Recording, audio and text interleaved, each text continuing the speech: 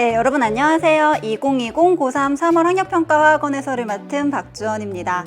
항상 여러분들 학교에서 제가 시험 감독하고 나서 방송국 와서 해설을 찍었었는데 이번에는 여러분들 시험 보는 모습도 못 보고 이렇게 바로 해설을 찍으러 오니까 조금 이상하기도 하고 무엇보다 좀 아쉬운 마음이 굉장히 큽니다. 아마 우리 친구들 문제지 다 학교에서 드라이브 스루로 이렇게 받아다가 지금 쟁여놓고 계실 텐데요. 절대 그냥 그 문제지를 쌓아두셔선 안 되겠고요. 실전처럼 시간 딱 맞춰서 풀이를 꼭 해주셨어야 되겠습니다. 문제 다 풀었다는 전제하에요. 선생님은 해설과 그리고 총평을 해드릴 텐데 먼저 오늘 3월 학력평가 화학원에 대한 총평에 대해서 좀 얘기를 진행해 보도록 할게요. 첫 번째로 골고루 문제가 나왔습니다. 우리가 화학원이 총 단원이 몇 개입니까? 4개죠. 그 4개의 단원에서 문항수가 거의 비슷비슷하게 나왔는데요. 한번 살펴보면 첫 번째 대단원에서는 3문제가 출제가 됐고요. 그 다음에 두 번째는 5문제. 문항수로 보면 조금씩은 차이는 있지만 결과적으로는 난이도가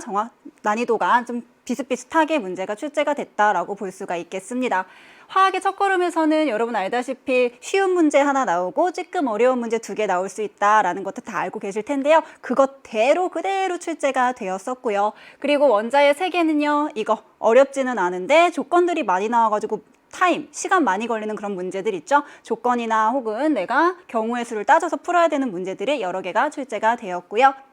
세 번째 대단원이죠. 화학결합과 분자의 세계에서는 역시나 난이도가 높지는 않아요. 난도가 높지는 않지만 그래도 실수하면 안 되는 그런 문항들이 출제가 쪼르륵 되었습니다. 문항 번호들을 보시면 뒤에 있는 번호가 아니고 6번, 7번, 10번은 중간에 이렇게 있다라는 것으로부터 이렇게 어렵지는 않구나라는 사실을 알 수가 있고요. 네 번째 대단원, 여러분들이 아마 걱정을 제일 많이 했던 부분이 아닌가 싶어요. 화학2에서 넘어온 부분도 있었고요. 그리고 원래 2009 개정이랑 똑같은 부분도 있었었죠. 역시나 이번에도 문항수가 그냥 그대로 위에 있는 거랑 비슷하게 출제가 되었으며 어렵지는 않게 출제가 되었습니다. 어쨌든 제일 중요한 건 뭐냐면 단원별로 치우치지 않고 문제가 골고루 출제되었다라고 하는 것이 첫 번째 총평이 될 수가 있겠어요.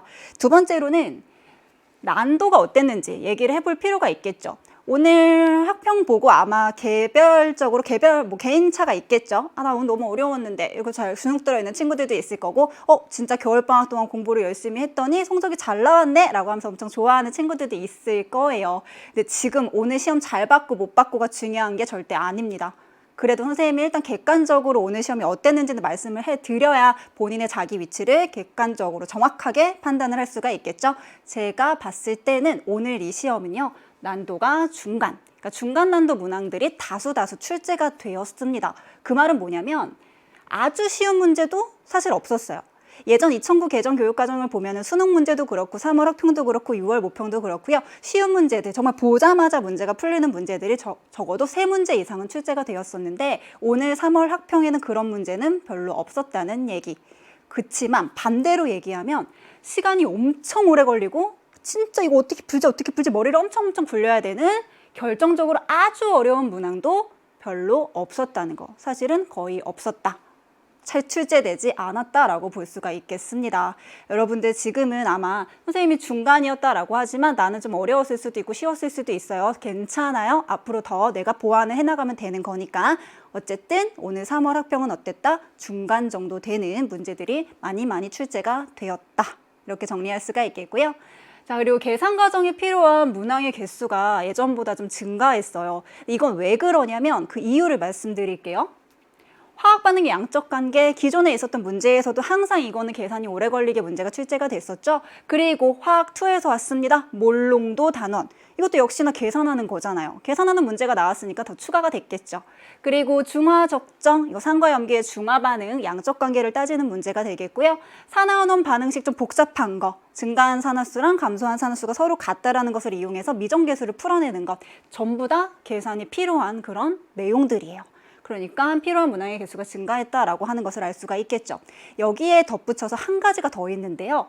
화학 반응에서 출입하는 열, Q는 CM 델타 T라고 하는 것. 원래 그것도 문제에 나와야 하는데 3월 이번 학평에는 나오지 않았습니다. 앞으로는 어떻게 대비해야 될까요? 아, 여기서도 계산 문제가 또 나올 수가 있겠구나. 그러면 여태까지 우리가 공부했던 거 플러스 이거에 대한 계산도 내가 대비를 해야겠구나 라고 생각을 하셔야 되겠습니다. 앞으로의 시험에서도 마찬가지 경향을 보일 거예요. 계산하는 문제는 더 늘어날 것입니다. 근데 유형별로 잘 정리를 해주시면 된다는 거 이렇게 총평해 봤고요. 일단 난도는 중간 정도가 됐었고 골고루 단원별로 출제가 되었고 계산 과정에 필요한 문항의 개수가 증가하였다. 이런 것들을 총평 이렇게 정리를 해드리도록 하겠습니다. 오늘 시험 20문제에서 눈여겨볼 문항은 과연 어떤 것들이 있었을까? 제가 뽑아온 5개의 문제가 있는데요. 13, 17, 18, 19, 20번 문항이 있습니다. 일단 17번부터 20번까지는 어디 있는 걸까요? 네 번째 마지막 페이지에 있는 문제겠죠? 언제나 그러했듯이 이 마지막 페이지에 있는 문제는 눈여겨볼 문항에 속하게 됩니다. 그럼 이것들이 각각 어떠한 내용들이었는지 살짝 말씀을 드리자면 13번 문제는 어떤 문제였어요? 13번 문제 여러분들 문제집 다 가지고 계실 거예요. 같이 한번 보시면 산화환원 반응식을 완성하는 거예요. 우리가 그동안 했던 되게 간단한 그런 반응식이 아니었었죠? ABCD 개수를 구하는 것. 많이 연습이 안 된 친구들이라면 아마도 많이들 실수를 하셨을 문항이 되겠습니다.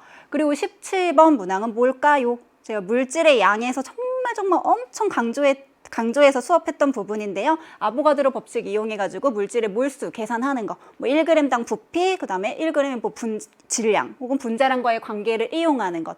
계산하는 것의 대표적인 예가 되겠습니다. 17번 문항 역시나 시간이 부족해서 못 풀었을 확률이 높겠고요. 그 다음에 18번 문제가 무엇이었냐. 18번 문제는 어떤 내용이었냐면 바로 pH 계산하는 것이었습니다. 이게 화학2에서 살짝 발담국에 넘어온 거 있었죠?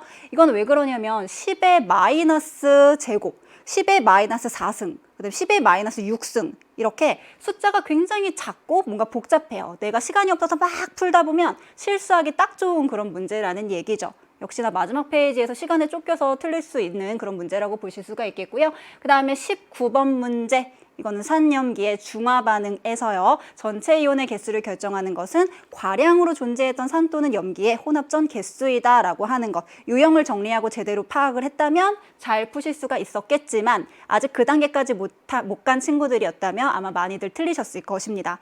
대망의 20번이죠. 20번이 아주 어렵지는 않았습니다. 하지만 항상 우리는 이걸 어렵다라고 생각을 하는 게 여기까지 못 가거든요. 그래서 앞에서 시간을 많이 잡아먹고 20번까지 갔을 때 시간이 몇 분 안 남아서 20번을 더 어렵게 느끼고 자꾸만 틀리게 되는 그런 부분이 있습니다. 20번 문제는 화학 반응과 양적 관계 문제가 출제가 되었고요. 사실은 자료는 신유형처럼 출제가 됐으나 문제풀이의 핵심 요소라든지 문제풀이의 방법은 기존의 문제를 푸는 것과 똑같은 방법으로 풀면 됐던 문제가 되겠습니다. 이렇게 총 5문제가 오늘 시험에서 그래도 다시 한번 여러 번 반복해야 될 그런 부분들 눈여겨볼 문항이 되겠어요. 자, 오늘 내가 많이 틀렸다. 선생님이 이렇게 찝어준 문제 내가 다 틀렸는데 어떡하지? 이렇게 걱정하는 친구들도 있을 것 같은데요. 그래서 제가 앞으로는 어떤 것을 준비해야 되는지를 꼼꼼하게 알려드리도록 할게요. 절대 실망하지 마시고요. 일단 우리는 주기적 성질과 관련된 문항을 좀 빠르고 정확하게 풀 수 있는 능력을 길러야 돼요. 예를 들어서 이런 거죠. 제1이온화 에너지에서의 예외 구간은 몇 쪽과 몇 쪽 사이였는지, 그리고 제2이온화 에너지 구간에서는 몇 쪽과 몇 쪽 구간에서 예외 구간이 됐었는지, 그거를 암기하고 있다면 우리가 이 문제를 빠르고 정확하게 풀어낼 수가 있겠죠. 여기서 시간을 절약한다는 건 어떠한 중요한 의미를 갖냐면 4번째 페이지에 도착하는 시간을 단축시켜 준다는 거예요. 내가 제대로 읽지도 못했던 19번, 20번 문제를 이제 풀 수 있게 된다라는 뜻이 되겠죠. 자, 그와 같은 맥락으로 자주 나오는 분자의 구조는 아예 달달 암기하고 계시는 게 좋습니다. 오늘 3월 학평의 14번 문제만 봐도 내가 여러 가지 분자의 구조와 그런 경우의 수를 알고 있었다면 문제를 보자마자 걔가 어떠한 분자식을 갖는 분자였는지를 바로 알아낼 수가 있었다는 거예요. 이 2개는 같은 맥락으로 생각을 해주시면 되겠고요. 또한 양적 관계 여러 가지가 있죠. 화학 반응의 양적 관계, 그다음에 중화 적정, 중화 반응, 산화환원에서의 양적 관계는 그냥 무작정 문제를 풀어선 절대 안 되고요. 유형별로 개념을 적용하는 순서가 있을 거예요. 그리고 풀이 순서를 따로 자기만의 노트에 정리를 하셔야 됩니다. 항상 그 순서를 정리하고 체화시키는 연습을 하고 문제를 푸셔야 된다는 거. 이런 것들이 자기한테 이렇게 익숙해지게 되면 여러분 어떤 길다란 문제를 봐도 겁먹지 않게 될 수가 있는 거예요. 이러한 여러분의 과제, 이 세 가지 꼭 잘 해주시기를 바라겠습니다. 자, 그럼 이제 요거를 혼자서 어떻게 하려면 좀 어려울 거잖아요. 그래서 선생님이 이렇게 있잖아요. 선생님이 여러분을 도와드릴 거예요. 어떻게 하시면 되냐면 2021 수능 개념 그리고 2021 수능 특강 강의에 가셔서 자기한테 부족한 부분이 분명히 있을 겁니다. 그 개념 부분을 진짜 초완벽하게 다져 오셔야 되는 거예요. 자, 그렇게 해서 기본기를 탄탄하게 다진다면 여러분들 수능 완성 그리고 문제풀이 강의를 굉장히 수월하게 들으실 수가 있을 것이고요. 그러한 것이 쌓이고 쌓여서 실전에서 제대로 된 실력을 발휘할 수 있게 만들어 줄 것입니다. 그런 확신을 가지고 선생님과 함께 열심히 공부해 봤으면 좋겠어요. 자, 이렇게 화학원 3월 모의고사에 대한 총평을 마무리할 거고요. 다음 강의에서는 드디어 1번부터 20번까지 아주 꼼꼼하게 해설을 해드리도록 하겠습니다. 문제지 준비해 주시고요. 조금 이따 다시 만나도록 할게요.